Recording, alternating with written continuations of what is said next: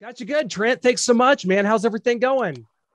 Good, good. Just scrambling, trying to get everything done before heading to Canton. Yeah, this is a big weekend. We thought maybe you were already on hand as, of course, the game kicks off here tonight. Trent, what do you make of these Hall of Fame games as we kind of get started here? Obviously, Trevor Lawrence not starting. A lot of starters kind of sitting this one out. We're just a couple weeks, not even into training camp, and it's kind of like, oh, here's a football game. Here we go.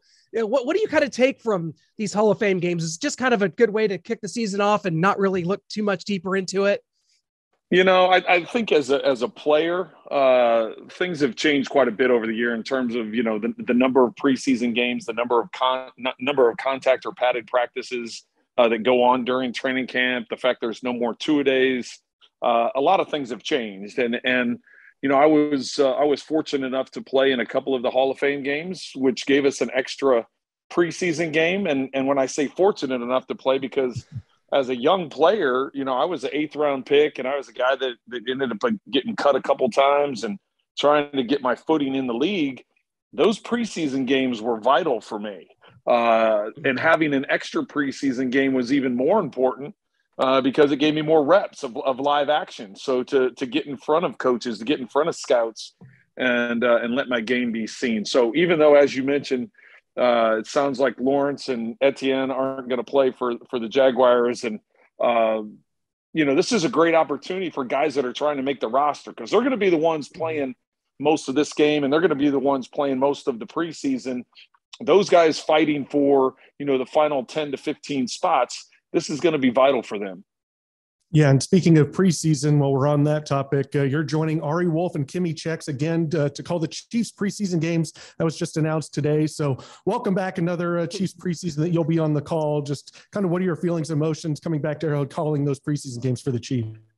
It's been a great partnership. This will be my 12th season. It would have been a 13th season if the one preseason wasn't canceled because of COVID. But, I've been doing the Chiefs preseason game since 2010, and it's I love being in Arrowhead, outside on the grass. It's just I have so many fond memories of being in that stadium. And, even though they've made a bunch of changes since I played in there, it still has that same feel. It still has the meat and potatoes of the inside of the stadium. When you're down in the tunnel, when you're on your way to the locker room, all those things are all still the same, down in there. And so, it means a lot to me, and really looking forward to it. This will be the 3rd year with Ari Wolf, and he and I have had a good combination now for a couple of preseasons, and I'm excited that we'll be doing it again this year. Well, we're all excited for the festivities here in Canton this weekend. Of course, guys like Tony Baselli, Cliff Branch, Leroy Butler, Sam Mills, and Richard Seymour and Bryant Young all getting in. But, of course, Dick Vermeil getting into the Hall of Fame this year. Trent, this is tremendous. We have Coach on our podcast quite a bit here, so it's great to have you as well and to sort of talk about Coach and what he means to you. And I know we had him on right after it got announced several months ago that he had gotten in, and just the jubilation on his face, and to see, the excitement level for him and for you. I mean, this is a coach that took a chance on you, not just once, but twice, 2 different franchises to lead his team. Just kind of talk about your relationship with Coach Vermeil on and off the field, and what it means to you now to see him getting that bust in Canton. I can't tell you how excited I am for him, for he and Carol both, for their kids, for their grandkids. Now they even have a couple of great grandchildren, and I've known that family, known the Vermeil family for over 20 years, and I'm just so excited and so happy for him. I know how much this means to him, and even though in previous years when he wouldn't make the final cut and get into Canton. He said all the right things and did all the right things in terms of how he handled that disappointment. But I know it means a lot to him. And I can't tell you, how excited I am for him that it's happening at this point in time because he's going to, I can't wait to hear his speech. Hopefully he gets through it. We all know how emotional he is. I'm going to tell you this right now. Whatever the over under is on his making the 8-minute time limit, whatever that is, I'm going the over. I'm going to over 100%. I don't even know if they have odds on it, because I think everybody would be betting the over on that, because there's no way that he's going to be able to to thank and to mention all the people that he wants to mention and talk about, because you talk about what he did for the Philadelphia Eagles, what he did for the city of Philadelphia. He still lives outside of Philly and still has a close relationship, to the fans of the Eagles, and what he meant to that city in turning things around. We got to see a glimpse of it, in the Vince Papale movie, that they made, and you kind of got to see always, trying out guys off the street, and he's trying out, mailmen and bartenders and everybody else. He was, so he has such a great connection with the city of Philadelphia. And then obviously what happened in St. Louis, getting things turned around, losing his team in the 90s. And then all of a sudden in year 3, wins the Super Bowl and brings a world championship to St. Louis. And then coming over to Kansas City, giving me another opportunity, as you mentioned. I can't say enough good things about him. We made the playoffs. We led the league in points. We led the league in scoring, total offense, all those kinds of things. We just couldn't get it done in the postseason. And for whatever reason, I still tell Coach, all those, when the past few years when he wasn't selected to the Hall of Fame, I was like, Coach, I feel bad because I feel like had we done more in the postseason, you would already be in. I think you deserve to be in, and I think you will eventually get in. But I think because of had we been able to do some more things here in Kansas City, it would have been much quicker. But I'm glad that he's finally getting the opportunity to get in. He and I have stayed close over the years. As I mentioned, I know his family pretty well also. And so, this is just going to be a great weekend of celebrating Coach. Well, and Coach, he doesn't have a big ego by any means, but my goodness, Trent, he's now been portrayed in 2 feature films by 2 of the best actors in Hollywood, Greg Kinnear and then Dennis Quaid in this last one, American Underdog. So, I mean, just keep heaping it on him. You can't beat that, right? That's pretty cool. Oh, it's very cool. I remember, when we were at training camp up in River Falls and Greg Kinnear came out and hung out with us for a couple days, just because he wanted to watch Coach on the field. He wanted to watch his mannerisms, wanted to see, how he talked to players, how he carried himself. And that was really cool to see. I'm a fan of Greg Kinnear's, and just to see him hanging out at training camp and going to meetings and going around. It's, just how serious he took that job of portraying, Coach Vermeil was pretty cool to see. What made Coach Vermeil stand out? What makes him so deserving as a Hall of Famer? Stand out from all the other coaches that you had? I mean, a lot of people talk about how he cares about the players, his emotions. He's a player's coach, but then you have these tough, physical, demanding practices. You mentioned River Falls. I went up there 2004 to watch you guys, and man, those were some grueling practices. But what makes him stand out and a deserving Hall of Famer? Well, I think there's a number of things. I think a deserving Hall of Famer, the answer to that would be, the fact that he turned around, 3 organizations, more specifically the Eagles, had been down for such a long time. The Rams had been down for such a long time, and getting them, both to the Super Bowl. The Chiefs, they'd had a couple of down years. Obviously, Marty had some tremendous seasons as the head coach. Marty Schottenheimer did of the Chiefs. So it wasn't in the same situation as maybe the 2 other organizations. But so over the years, that's what a lot of the criticism has been about him not getting into the Hall of Fame, is if you look at his overall 1-loss record, it doesn't match up to some of the other guys. While I dispute that every single time, I would dispute that hands down. I'm like, yeah, but look at some of these Hall of Fame coaches and what they took over, where the organizations were, where the teams were, who they had as players on the thing on their team. And so give him all the credit. And I think that's why, he's more than deserving to get into the Hall of Fame, because of what he was able to do in getting organizations and teams, into the playoffs and ultimately, winning a Super Bowl, with the St. Louis Rams. Now the other part of your question was what makes him different. I've got a lot of coaches that I'm still close with. And then I value their friendship. I value what they did for me and my career and my family. But Coach Vermeil took it a step further. And you brought up the fact about being a people person, or, it was about people. And that's something he always mentions every time.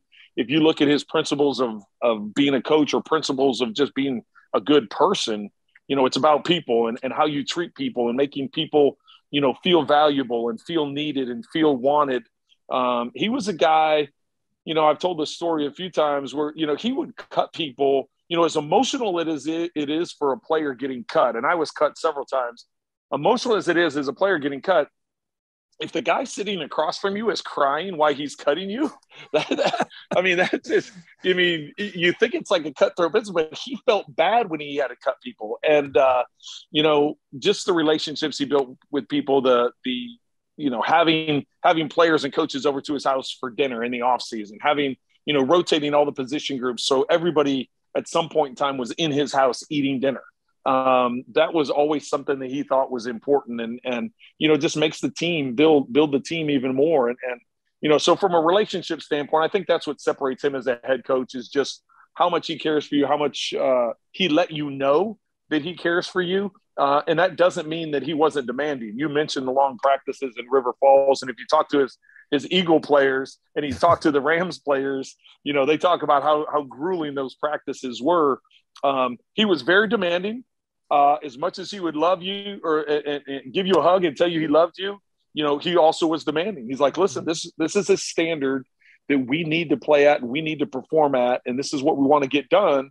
And as much as I love you, if you're not getting it done, I'm gonna chew on your tail a little bit. And he wasn't afraid to do that. And I think ultimately players respect that. Just kind of talk about that tremendous offense that you guys had here in Kansas City. You come over here, traded for a first-round pick in 2001. You mentioned the Chiefs had a couple down years, and it was time to get things kind of re-energized. You wind up throwing for 4,000 yards in 4 consecutive seasons. We know the offensive line, guys like Willie Rove, Brian Waters, Casey Wigman, that's just a tremendous offensive line that you had with Priest Holmes, Dante Halls, Eddie Kennisons, Johnny Morton, Tony Gonzalez, my goodness, Trent. And you mentioned not being able to get it done in the postseason, but just kind of talk about that offense and how special that group was. And for, Al Saunders to come in and to sort of reset what had been going on for Dick Vermeil in St. Louis. You saw all the big numbers. I think in 2000, you between you and Kurt Warner, you broke a single season record for quarterback passing yards. You come over here and it just continues on, and how special that was, even though that things didn't end maybe the way we wanted to here in Kansas City. It was great for me, and I'm appreciative. I've told Carl this numerous times. I've told Coach Vermeil numerous times. When Lamar Hunt was still alive, I thanked him numerous times for giving me an opportunity. When they traded for me, I was 31 years old. I was coming off of my 4th knee surgery in less than 18 months because I had 3 the 99 season prior to 2000 season. I had 3 from the injury I sustained in the preseason of 99. And then I knew I had to have another one, but I said, I can't miss 2 seasons in a row. So I was able to make it through the 2000 season knowing that I needed a 4th surgery. And so, give credit to Coach and Carl and Lamar for ultimately deciding that they were going to take a chance on me. So, that was a great opportunity for me. I know it was kind of a fresh start for a number of us. Priest Holmes was coming over, undrafted guy in Baltimore. He had won a Super Bowl there and was looking for more of an opportunity. And really, Al Saunders, he was looking for more of an opportunity. He'd been with Marty Schottenheimer for 10 years as a receiver coach. He knew the West Coast offense, but he was with us over in St. Louis and learned the Mike Martz offense, learned the Norv Turner offense that we had kind of implemented over there. And he brought it over and changed things up. So give a lot of credit. Casey Wigman, he was the guy that, Brian Waters undrafted down in Dallas, T. Rich undrafted you got all these guys. Yes, you had the Hall of Famers and first-round picks and Gonzalez and Rofe, Hall of Famer and Will Shields. You put some huge talent. Eddie Kennison's a former first-rounder. Johnny Morton's a former first-rounder. But you also sprinkle in these guys, undrafted guys or late-round pick guys. It was just a great combination of players, and we all wanted it so bad. And we worked at it. There was great work ethic and great the reps that we got in practice. And as you mentioned earlier, the practices weren't easy in that era, but we all had something to prove. And I think, we wanted to go out and prove that every Sunday. And we put a lot of work into it. And we're proud of, some of those offensive numbers and some of those statistics that we were able to get. Ultimately it's about winning. And we just didn't win enough when we needed to. But yeah, that was a great era, as far as the Chiefs were concerned in terms of offensive firepower. Well, Trent, last season, the Chiefs played the Browns in week 1. The time they did before that, it was 2002. Chiefs at the Browns, and we had Dick Vermeil and Dwayne Rudd on to kind of relive that memory of Dwayne Rudd throwing his helmet. Was that the craziest game you've been in? And just take us through that play of you kind of being spun around, flipping it to John Tate, realizing that the play was going to extend. I mean, just what a game. Well, wait a second. You got Dwayne Rudd to come on and talk about it? We did. It took a lot of doing. I will say that. He was not too thrilled about it, but we finally convinced him. That is cool. So the crazy thing is I know a number of the coaches that were on that staff at the time, and so yeah, we've had some. Well, I guess on my side of it, we had some laughs. On their side of it, they had some tears. So it was just one of those things. Opening game of the season, and 2001 had been disappointing. Also, obviously with 9/11 kind of shaking things up in the season and what was going on around the country. It just was an emotional roller coaster of things that went on in 2001 and 2002. We had high expectations. We went into Cleveland and put up a bunch of points, but when it came down to it, here we were, final play of the game, and we needed points, and we were at midfield, and we had Morton Anderson, and it was like, okay, I can't, the one thing, Terry Shea, my quarterback coach with the Chiefs at that time, he's like, on the final play, whether it's a 2-point play or final point of a game, you can't go down with the ball. So I was trying to delay and let the receivers get down to the end zone, because I didn't, in the amount of time I was going to throw it, there was no way. So I tried avoiding the sack by Rudd. And as he was spinning to throw me down, I just kind of caught a glimpse of John Tate out of the corner of my eye. And I just happened to flip it towards him before I hit the ground. Now, you have to remember the NFL, they always put emphasis on certain rules. So certain rules that are in place that don't necessarily get enforced as much, they'll say, hey, listen, this rule's been there. We're going to enforce it. We're going to pay a lot of attention to it. So we're going to really enforce it because we haven't been doing a good enough job of it in previous years. And then there's new plays or new penalties that they put in that there's a point of emphasis on those. Well, there was always a point of emphasis, or there was always a rule about taking your helmet off in the field of play. Well, it had kind of gotten away from officials, because guys were, if you remember Emmitt Smith, after every touchdown, when he was in Dallas in the 90s, right, he would take his helmet off. And so I'm not saying it was all Emmitt's fault that this happened, but there were a lot of guys taking their helmets off in the field of play, whether it be to celebrate offensive play, defensive play, whatever it is. So the NFL that preseason had said, we're going to make a point of emphasis on taking your helmet off. Well, Dwayne, thinking he had the sack and the game was over, threw his helmet off. And it'd be interesting to hear his take on this whole thing. But he threw his helmet off, and I knew, right, the flag comes down, and I'm immediately thinking, okay, it's probably a holding call. If it's a holding call, the game's over, because of where the flag was thrown. But then I glimpse out of the corner of my eye, and I see Dwayne kind of marching around the field without his helmet on, and he's like celebrating the end of the game. And I'm like, hey, guys, we got a free play coming. John Tate was rumbling down the sideline and everything. And I'm like, guys, we got a free play coming. This isn't over, because I knew the rule. And so sure enough, the penalty happened. Morton came on, got the kick, and we won the game. And people in Cleveland still hate that story. I've had the Browns numerous times in Cleveland. I can't tell you how many times fans have said something to me about that play, because yeah, that was a crazy way to end a game, let alone the season opener. Oh, absolutely priceless. And I'll have to send you that clip from Dwayne Rudd as we had him on with Coach Vermeil. All Dick Vermeil could say was, we just felt so bad for that other team, man. That's for you. I just felt so bad for the Browns. They played so well. Quincy Morgan goes nuts, Kelly Holcomb, and then that happens. That's football for you. A game could end any possible way. We've learned that. Hey, I tell you, not to interrupt you. No. Coach may have felt bad, but he sure as hell was glad we got that win. I'll tell you that much. Hey, I'll take him any way I could get him. I was in college at the time, and I just went nuts for that. John Tate, and it wouldn't happen if John Tate hadn't gotten like 20 yards downfield. It wouldn't have been a close enough field goal. So a lot had to go. Well, here's the funny thing about it. After we win the game, we're on the plane, we're going back, we're all celebrating it. I finally say to John, I go, John, why the hell did you step out of bounds? I'm like, it's the last play of the game. If you step out of bounds, the game's over. So here the reality of it is, he should have just lateraled it or blindly like thrown it up into the air to let somebody to let somebody get it, right? He shouldn't just step out of bounds because the game's – so I'm like, but had he not done that, let's say he had thrown it up in the air and the Browns get the ball back. It's over. Yeah. Then it's over, or at least the penalty would have been from the line of scrimmage, and still that wouldn't have been close enough for Morton Anderson to kick it. Right. But because John stepped out of bounds, then the penalty was enforced from where John stepped out of bounds, which all of a sudden made it close enough to kick. So I said, in reality, John, you were in the wrong for not lateraling the ball. I go, but I'm really glad you didn't lateral the ball, because had it been turned over, then that ruled where the position would have been.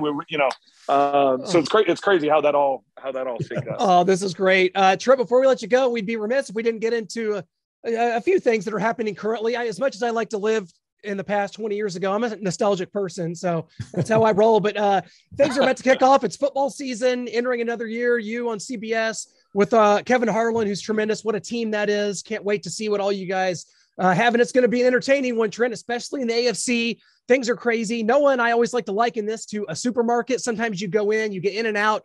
No one bothers you. You get in there and you get out of there. Sometimes, Trent, you get in the chip aisle, people are reaching around you. You have no space to yourself and you can't get out of there. Trent, everybody in the AFC this year wants the chips, as we've been saying. Everybody wants a piece of this thing. And I don't know if we've ever seen a crazier time in the AFC West. I mean, in the AFC in around 2004, when you're in Kansas City, you had, guys like Phillip Rivers, Roethlisberger were rookies, yourself, Brady, Manning were in their prime. So, I mean, there's been times where we've seen great quarterbacks in this league, but my goodness, this is going to be a wild ride this year, is it not? It's going to be incredible, and this is the first time I've heard anybody use the analogy of the chip aisle and grabbing chips. So I give you credit for that. If it pops up on air at some point in time, I'll give you credit. But it's the AFC is wide open, and as you said, there's a lot of different flavors, a lot of different ways you can go about it. When you look at, let's just go through the different divisions, right? You got the Bills. You can never really give up on New England. The Dolphins were in great position. They have a good defense. What's going to happen with Tyreek coming over, and Tua, how's his growth going to be?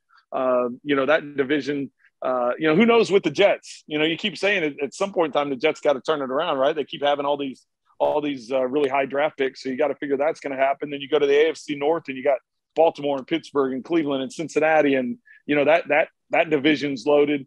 I think the AFC South is probably, when you talk about Jacksonville and Houston, what's going to happen with those two clubs? It's more right now, you're thinking it's more of an Indianapolis, Tennessee thing, but it's football, so you never know. And then ultimately the AFC West, I think you can make an argument for any of the four teams.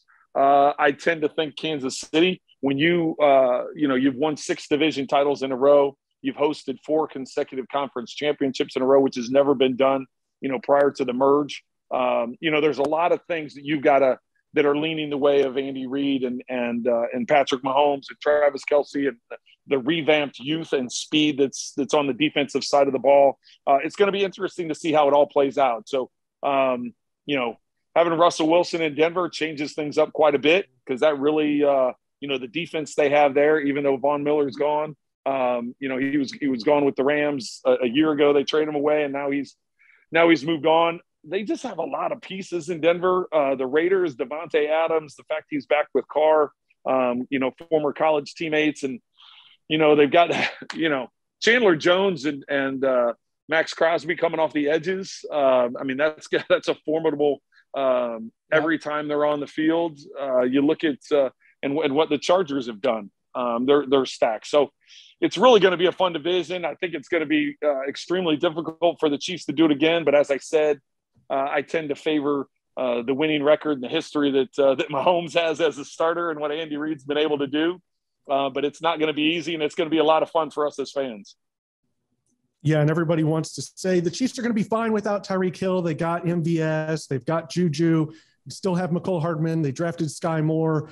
But is that really the case? Can we just say the Chiefs have a more well-rounded wide receiver core, so they're going to be fine without Tyreek Hill? Aren't they going to miss him some way, somehow? Well, they're definitely going to miss him. I mean, there's a reason why Tyreek was paid the way he was paid. I mean, and why he commanded the trade that he commanded, and the numbers that he's put up. I tell people all the time. I said, and it's interesting as a broadcaster. when you watch teams play him for the first time, they think, okay, I can take this angle because this is the angle I always take. But with him, you can't, and it's just no matter what you do from film study and, this guy's fast. I mean, it's a different type of speed. And I do think the Chiefs will be okay. I think Andy Reid is, if not the best, one of the best play callers in terms of getting guys in position to have success and the way he moves people around and the way Patrick spreads the ball around. Travis is going to be Travis. As long as he stays healthy, he's still going to put up the numbers because a lot of trust from Patrick Mahomes and Andy Reid, are on Travis Kelce. And I think it'll be a situation where the ball's spread out a lot more as opposed to so much of an emphasis being on Tyreek Hill. I think the ball will be spread around a lot more from a wide receiver standpoint. So to completely say, they're going to be fine and they're not going to miss Tyreek, I think that's a little naive. But I do think it'll be a little bit different from an offensive standpoint, and that the ball will be spread more amongst the wide receivers and not just a focal point of Tyreek. Yeah. Well, Trent, we're entering year 5 of Patrick Mahomes, and he's been seasoned 4 straight years in the AFC Championship game. He's led this franchise to just unprecedented heights here. So far be it for me to question anything about kind of who he is, what he does. But we see him; he's a man about town. He's killing beers on golf courses from coast to coast, right? Right. With a second child on the way, as he kind of enters this next phase of his career, that Travis Kelce's not going to be here forever. Tyreek Hill's moved on. Andy Reid's not going to coach forever. At some point, things kind of change as a quarterback. You talked about yourself being 31, going to Kansas City. Do you feel like that now's the time, or maybe in the future, we'll see a different Patrick Mahomes where maybe he's not quite as visible in the public eye? And we heard that his trainer, Bobby Stroop, has moved to Kansas City to keep working with him. We don't question the work ethic. We see the results. But do you think that maybe his just level of dedication, that his life will kind of steer him in a different path here coming up? Well, first off, I can't even understand how it would be to be in your mid-20s, be the league MVP, right, be a Super Bowl champion, be a Super Bowl champion MVP, and to have a $500 million contract. So that is not something that I experienced or how I knew how to handle. I think he's handled it really well. I think when you consider the age that he is and the success that he's had, the success he's had on the field, the success he's had personally and as a team member, there's no questioning the work ethic. To more directly to your question is, I think all of us as players, you evolve through different stages as a player. If you're fortunate enough to play a long enough time, you develop different stages in your career, right? Where you come in and you're, in his case, he comes in, he's athletic, and the games always come easy to him. He just run around. He's just out playing ball, right? He's just don't overthink it. Just go out and do what you do and play ball and everything. And then as you learn more about it, as the game slows down, as you mentioned, age and move up, and now all of a sudden he's got a little bit more of a veteran presence, and he has more say in what's going on from a protection standpoint and play calling, all those things as his life evolves. He just got married this offseason. They're expecting their second child coming up. All those things are part of the process. I remember, talking to people that weren't in the football world as I was a player, and they always wanted to say, hey, is the locker room divided as a black and white? Is the locker room divided as an offense, defense? And I said, no, the locker room, or at least when I was in the league, the locker room was more about the single guys, the guys that were young, that, didn't have significant others, whatever it may be. They all kind of hung out together, right? They played video games. They did whatever it was. They went to dinner together, hung out, watched film, whatever. The guys that were couples, right? The guys that were either married, engaged, longtime girlfriends, whatever it may be, they hung out together. And then you had the guys that had kids and families, and those families tend to hang out together when they could, because the kids were doing different things and you run on different schedules. So as you go through the different stages of life, that also changes as a stage as you are as a player as well, and how you manage your time and how you handle things, and just the different things that you're getting tugged in different directions, whether it be, family commitments or community commitments or organizational commitments, media commitments. Those are all things you have to balance and have people around you that help you balance all those things. So to answer your question, I think Patrick's, considering all the success he's had in a number of different ways early in his career, I think he's handled it tremendously well. And I do think that as he evolves and he grows as a player and as a person, as a parent, as a husband, I think all those things will continue to evolve and grow. And I think it's pretty evident. I think you can see it now. I was up at training camp a couple days this week, and I think he just has much more of a command of things. He's much more involved in conversations with, you look at him, his engaging with other players and other position groups and asking him questions and different coaches. I mean, he carries himself differently, at least in my eyes. I can see that maturation and how he's grown as a player.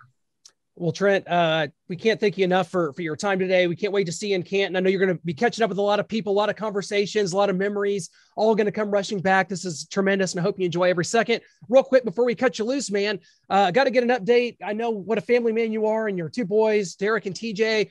I know TJ finished up, like it seemed like he was at Northwestern like 10 years, had a great career. Right. And Derek, the last I'd heard, had been in the transfer portal from SMU. Just kind of update us on the Green Boys and kind of what's going on in the family these days. All right. Real quick. So TJ, yes, he is done. He was at Northwestern and had a redshirt year, had a medical year, could have had a 7th year as a COVID year. And he's like, Dad, I'm good. So he left with a bunch of degrees, and he starts work here in September, and is going to stay up in Chicago and build a good foundation up there. And we're proud of him and excited for him. And I'm going to see him here in a couple of weeks when the Chiefs play the Bears in the preseason. Yep. So we've kind of organized getting together for that. And then, as you said, Derek just graduated from SMU this past spring. He did a grad transfer over to Long Island University, which is a FCS school on Long Island in New York. They're a program that was a highly successful D2 program for a long time, and this will be their 4th year at the FCS level. They hired a new head coach, a guy that's got a lot of Division I head coaching experience and as an assistant at the Division I level, and brought in a bunch of assistants. And so they came after Derek right away. We didn't know anything about it. I never even heard of LIU. And Derek was just like, hey, this is a program that's up and coming. I got an opportunity to play.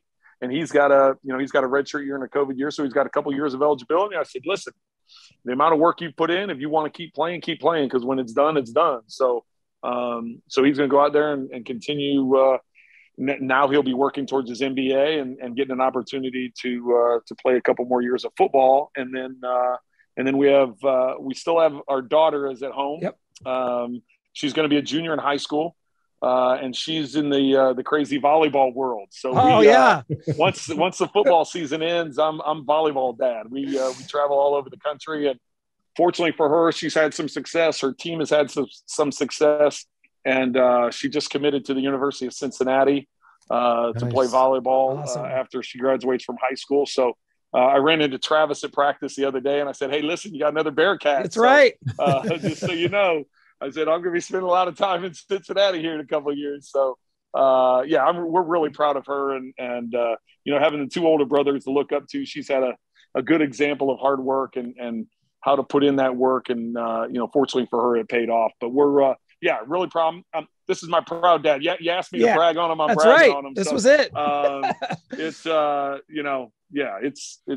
have got no complaints. Well, and now you got somewhere to crash. If you're in New York, Chicago, Cincinnati, you're doing it again. You just tell CBS, right. Tell CBS, don't worry about the downtown Marriott. I've got this. As soon as I've got it, we're good. That's right. So now I can't get enough of, any Jets games they want to give me. I never would have said that, but now I'm like, okay, I'll take the Jets game. So like, you want to give me a Bears game?